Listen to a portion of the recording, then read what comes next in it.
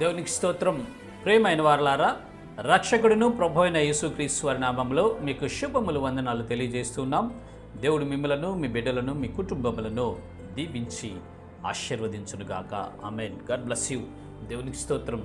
హల్లెలూయా. ప్రియమైన దేవుని పిల్లలారా, మన జీవితాల్లో సంభవించే కొన్ని ఉపద్రవాలు, కొన్ని భయంకరమైనటువంటి పరిస్థితులు, కొన్ని లోట్లు, కొన్ని కొరతలు, కొంత వేదన, కొన్ని అసమాధాన పరిస్థితులు, కుటుంబంలో కలహాలు, రకరకాల ఆర్థిక సమస్యలు, అప్పుల బాధలు, రుణ బాధలు, వీటన్నిటిని గురించి మనిషి చింతిస్తూ ఉంటాడు, బాధపడుతూ ఉంటాడు, వేదన పడుతూ ఉంటాడు. అయితే ప్రియమైన దేవుని పిల్లలారా, దేవుని యొక్క వాక్యము ఏ రీతిగా మనతో మాట్లాడుచు ఉన్నది ఈ దినమున చూద్దాము. లేఖన భాగము ఫిలిప్పీలకు రాసినటువంటి పత్రిక 4వ అధ్యాయము 6వ వచనములో దేవుడు ఈ రీతిగా మాట్లాడుచూ ఉన్నారు. దేనిని గూర్చియు చింతపడకుడి. దేవునికి స్తోత్రం. హల్లెలూయా. ప్రియమైన దేవుని పిల్లలారా, ఓ సహోదరి, సహోదరుడా, దేనిని గూర్చి నువ్వు చింతపడొద్దు, దేనిని గూర్చి మీరు చింతించవద్దు, దేనిని గూర్చి మీరు చింతపడకూడదు అని చెప్తున్నాడండి దేవుడు. గతంలో నీ కుటుంబంలో ఒక ఘోరమైన పరిస్థితి జరిగింది. గతంలో నీ బిడ్డలకు భయంకరమైన వ్యాధులు వచ్చినాయి. గతంలో నువ్వు బాగా నష్టపోయావు. గతంలో నువ్వు చాలా కష్టాలు పడ్డావు. మనోవేదనతో, దుఃఖంతో కృంగిపోతున్నావు, చింతిస్తూ ఉన్నావు. సహోదరుడా, సహోదరి, నీకు జరిగినటువంటి పరిస్థితిని బట్టి, మీకు సంభవించినటువంటి ఆ సంభవాలను బట్టి, మీ కుటుంబంలో ఏర్పడినటువంటి ఈ పరిస్థితులను బట్టి నువ్వు చింతిస్తున్నావు ఈ దినమున.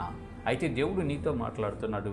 దేనిని గురించి మీరు చింతించొద్దండి, దేనిని గురించి మీరు చింతించొద్దండి. మీరు చింతించడం వలన మీ ఎత్తు మూరుడు ఎక్కువ చేసుకోగలరా? ఏం చేయగలరా మీరు చింతించడం వలన? యేసు ప్రభు వారు చెప్తున్నాడు.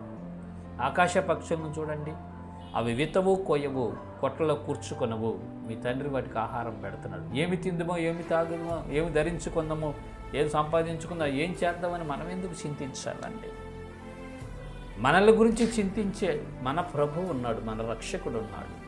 సర్వజీవులకు ఆహారము పెట్టేటటువంటి దేవుడు ఉన్నాడు. నీకు నాకు పెట్టడా? ఖచ్చితంగా పెడతాడండి. దేవుని యందు మనం విశ్వాసం ఉంచి, దేవుని యందు మనం నిరీక్షణ ఉంచి, దేవుని నమ్ముకొని, ఆయనను ఆశ్రయంగా దుర్గంగా చేసుకొని, మా సహాయకుడు నీవేనని ఆయనకు అప్పగిస్తే అసలు చింతించాల్సినటువంటి అవసరం మనకు లేదండి. గత జీవితంలో నష్టపోయాం, కరెక్టే. గత జీవితం ఉపద్రవాలు జరిగినాయి, ఓకే. కొంతమంది వ్యక్తులను కోల్పోయాం మనం, ఓకే. కుటుంబంలో నెమ్మది లేదు, అసమాధాన పరిస్థితులు ఉన్నాయి, భయంకర మానసిక సంబంధమైన ఒత్తిళ్లు సతమతమైపోతున్నాం, అప్పుల బాధ, ఆర్థిక సమస్యలు వేధిస్తున్నాయి. అయినను మీరు చింతించాల్సినటువంటి అవసరం లేదు, అయినను మీరు చింతించాల్సిన అవసరం లేదు, అయినను మీరు చింతించాల్సినటువంటి అవసరం లేదు. ప్రియులారా, మీ సమస్యను బట్టి, మీ పరిస్థితిని, మీ బాధను, మీ దుఃఖమును, మీ వేదనంతా ప్రభు అయిన యేసుక్రీస్తు వారికి విజ్ఞాపన చేయండి. దేవా, ఇదిగో నా పరిస్థితి ఇలా ఉంది, దీనివల్ల నేను బాధపడుతున్నాను, దీనివల్ల నాకు వేదన కలుగుతుంది, దీనివల్ల నేను చింతపడుతున్నాను. ప్రభువా, నాకు సహాయం చెయ్యని మనం ప్రార్థన చేయాలండి.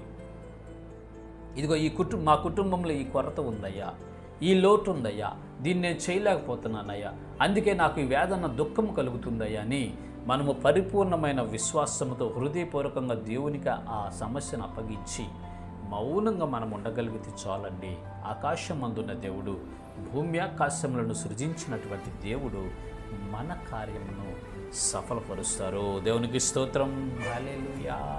అంతేగాని మనము చింతించి, వేదన పడి, ఆలోచించి గందరగోళానికి గురవటం వలన అనారోగ్యం పాలవుతాం, కానీ వచ్చేది ఏముండదు. ప్రియులారా, దయచేసి గమనించండి. మునుపు మనం దేవునికి దూరస్తులంగా ఉన్నాం, ఇప్పుడు దేవునికి సమీపస్తులము, దేవుని బిడ్డలము. మన తండ్రి ఉన్నాడు పరలోకమందు, ఆ తండ్రికి మనం విన్నవించుదాం. ప్రతి పరిస్థితిని ఆయనకు చెబుదామండి. దురదృష్టకరమైన విషయం ఏంటంటే, ఈ రోజుల్లో దేవునికి చెప్పరు, మనిషికి చెబుతూ ఉంటారు. బాధలు, సాధక బాధలు, లోట్లు, కొరతలు, ఇవన్నిటినీ ఎవరికి చెబుతారంటే మనుషుడు మనిషికి చెప్తూ ఉంటాడు. ఆ మనుషుడు నిన్ను ఒకనొకప్పుడు హేళన చేయొచ్చు, గేలి చేయొచ్చు, నీకు వ్యతిరేకంగా మారవచ్చు. మనిషికి ఎందుకు చెప్తున్నావు? మనిషి మీద ఎందుకు ఆధారపడుతున్నావు? సహోదరి, సహోదరుడా, దేవునికి విన్నవించండి, దేవునికి తెలియచేయండి. దేనిని గురించి మీరు చింతించొద్దండి.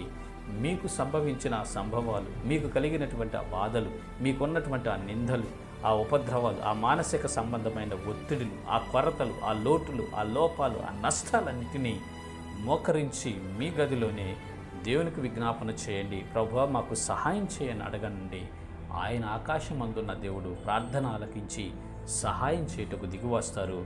మీ చింతలన్నీ కొట్టేసి సంతోషంతో నింపుతారు. ఇటు కృప దేవుడు మనందరికీ కలుగు చేయనుగాక. ఆమేన్. God bless you.